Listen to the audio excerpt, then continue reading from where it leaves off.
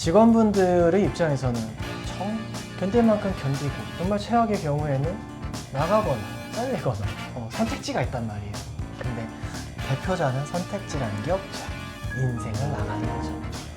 진짜 너무 슬픈데? 그냥 투자금 회수를 못한다 정도만. 투자금 회수를 못한다. 와, 그 진짜 공포, 진짜 레아 공포인데. 네. 은행에서 전화 온다.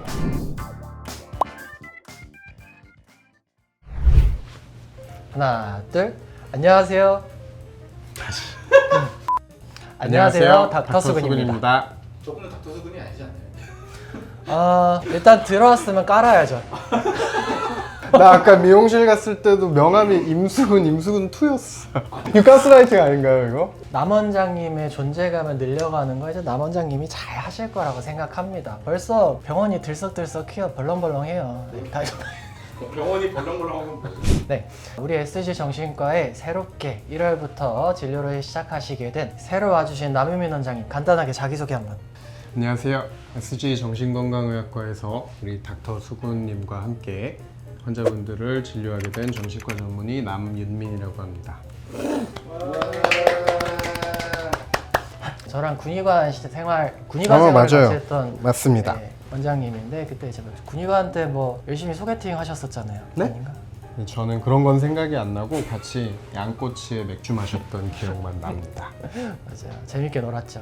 그럼 두 분이서 군의관으로 만나신 거예요? 네, 맞습니다. 네. 그때는 이제 우리가 실무자였잖아요. 실무자였는데 그렇죠. 이제 이 SG에는 어떤 SG의 주인으로서 관리자의 역할을 해내시기 위해서 오셨습니다. 그래서 오늘의 주제가 직장인 스트레스라고 하면은 회사에 소속이 돼 있는 근로를 하시는 분들 관련된 이야기는 몇 번 나왔었는데 관리자도 과연 스트레스가 있는 것인가?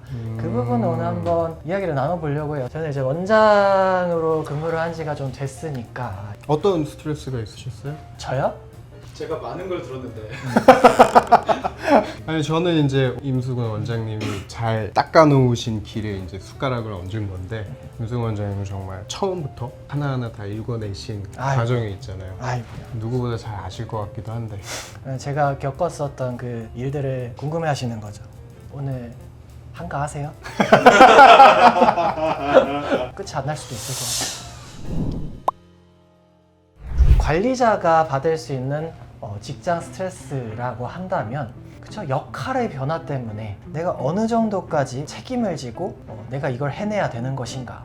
매출 스트레스는 당연히 있을 것이고 항상 뭔가 예측 불가능한 일들이 생기기 때문에 예를 들면 갑자기 뭐 천장에서 물이 샌다거나 내가 가게를 차렸는데 뭐 몇 달 뒤에 바로 앞에 동종의 가게가 생긴다거나 직장인이라면 시키는 대로 하면 되는데 아, 그렇죠. 내가 거기에 대해서 항상 답을 알고 있어야 되고 답을 찾아가야 되니까 그런 불안도 클 것 같아요. 그래서 듣고 보니까 떠오른 건데 아무도 알려주질 않아요. 주변에 정보를 듣고 모으는 건 오롯이 나의 몫이고 그 중에서 취사 선택을 해서 책임을 지는 것도 나의 몫인 것 같아요. 직원분들의 입장에서는 견딜 만큼 견디고 정말 최악의 경우에는 나가거나 잘리거나 선택지가 있단 말이에요. 근데 대표자는 선택지라는 게 없죠. 인생을 나가는 거죠. 진짜 너무 슬픈데? 그냥 투자금 회수를 못한다 정도만. 투자금 회수를 못한다. 와, 그 진짜 공포, 진짜 레아 공포인데. 네. 은행에서 전화 온다. 근데 이게 직원이든 사장이든 간에 제일 큰 거는 사람 스트레스지 않을까라고 생각을 해요. 뭐 매출이 안 나오면 내가 더 열심히 해볼 수도 있고 내가 뭔가 의지대로 할 수 있는 부분들이 있다면 이 사람 문제는 내 의지대로 할 수가 없기 때문에 그게 제일 힘들지 않을까 그런 생각도 합니다. 사실 뭐 직장이라는 데가 누군가를 뭐 양육을 하는 곳이 아니잖아요. 그래서 그분이 가지고 있는 특성, 그분이 바라는 것, 중요하게 생각하는 것들을 바꿀 수는 없으니 그분이 가지고 있는 어떤 강점과 약점, 특징들을 잘 파악해서 거기에서 어떻게 하면 같이 어우러질 수 있을까, 그거를 고민을 해야 되는 게 대표자의 중요한 역할인 것 같습니다.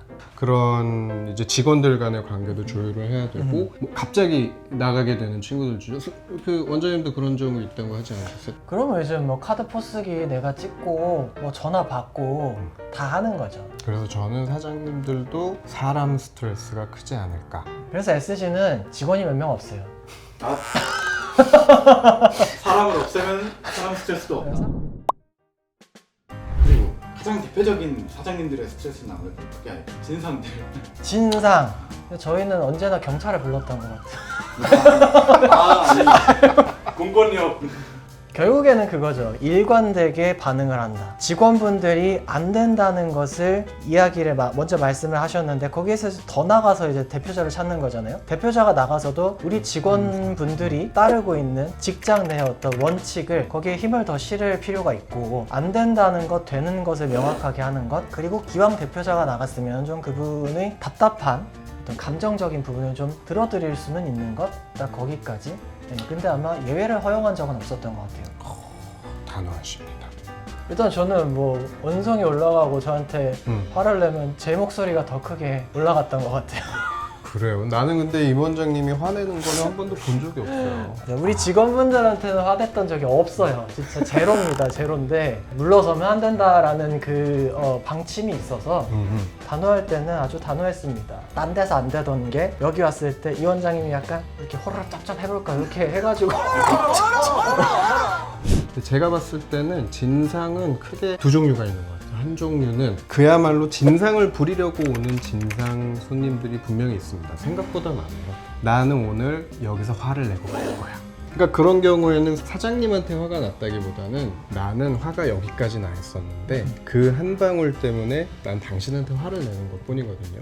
그런 진상이 있고 또 하나는 사실은 명확한 어떤 목적을 가지고 오는 진상들도 있습니다. 뭐 예를 들면 환불이라든지 서비스라든지 두 가지 종류의 진상 고객들이 있어서 두 종류에 따라서 약간 대처는 다를 수 있다고 생각을 해요.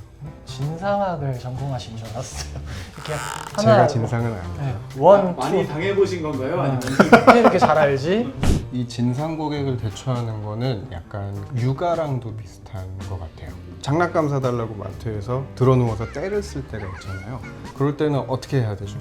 단호하게 부모의 기준에 맞춰야죠. 맞아요. 나의 명확한 선이 있어야 되는 게 하나가 있고 또 하나는 아이가 지쳐 나가 떨어질 때까지 기다려야 됩니다. 이걸 약간 뇌과학적으로 설명을 하자면 우리 이제 감정을 다루는 본능적인 뇌가 요 안에 있고 이성적인 판단을 하는 대뇌 피질이 있죠. 진상을 부리고 뭔가 막 화를 내고 있다는 거는 감정을 담당하는 뇌가 막 날뛰고 있는 거예요. 그러면은 이성적인 판단이 잘 되지 않아요. 그래서 이제 사장님들이 보통 하시는 실수가 그 손님이 잘못한 거에 대해서 얘기를 하거나 조목조목 이제 반박을 하게 되지만 이미 이분은 이성이 마비된 상태예요. 그렇기 때문에 더 오히려 사태를 악화시킬 수가 있어서 그렇지만 그런 감정을 담당하는 뇌는 시간이 조금만 지나면 가라앉습니다. 그때 이야기를 나눠도 된다. 그래서 약간 좀 아이를 다루는 것과 비슷한 면이 있다라고 생각을 해요. 그리고 아까 말씀하셨던 것처럼 명확한 선이 필요한 것도 아기가 들어 누울 때마다 뭘 사줄 순 없잖아요. 아빠 나 오줌 쌌어.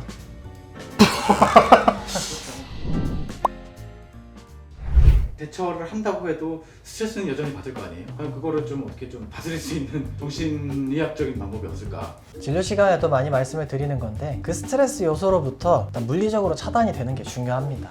한 5분 사이에 감정이라는 거는 분명히 변할 수가 있다. 진정되지 않는 것이 좀 가라앉는 그 5분, 뭐 예전에도 이야기가 나왔던 배가 불룩하게 만드는 복식 호흡을 좀 하시면 더 몸이 좀 이완될 수 있겠죠. 이산화탄소 후 뱉으면은 조금 더 두근거리는 게 가라앉을 겁니다.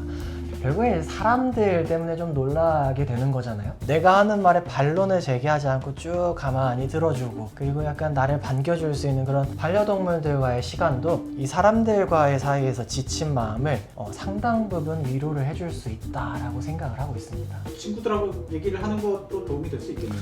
구체적인 방법을 찾아내지 않더라도 감정적인 내가 이런 감정 때문에 힘들어 라는 거를 같이 공유를 할 수 있다, 들어주는 사람이 있다라는 것이죠.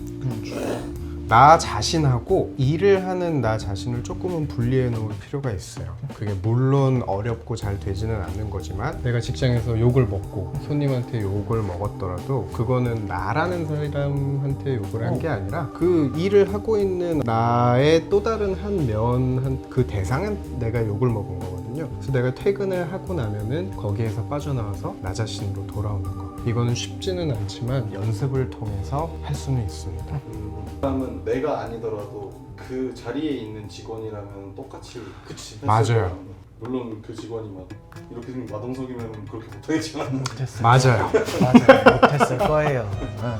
그 실제 사례 중에 칼 수집하시는 분이 가게에 이따만한 칼을 이렇게 전시를 해놨을 뿐인데 진상이 막 잃었다는 그런 거 있더라고요. 그래요, 맞아요. 뭔가 위압적인 게 있으니까 본능적으로 못하나 봐요.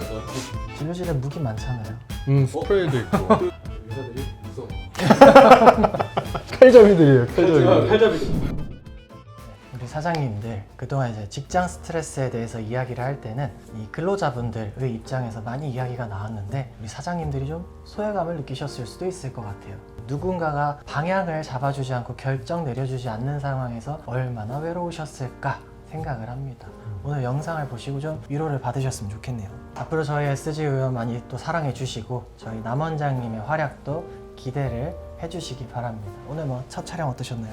굉장히 떨리게 시작을 했는데 또 이렇게 같이 얘기를 하다 보니까 자연스럽게 녹아나게 되네요. 저도. 집에서 거울 보고 연습하신 줄 알았어요. 저야? 우리 수근님 유튜브 보면서 저도 이제 도움이 되도록 노력하겠습니다. 아유 감사합니다. 너무나도 용기가 생깁니다. 시청해 주셔서 감사하고 세상의 모든 회사원분들, 사장님들 힘내시기 바랍니다. 다음에 또 좋은 주제 가지고 찾아뵙겠습니다. 감사합니다.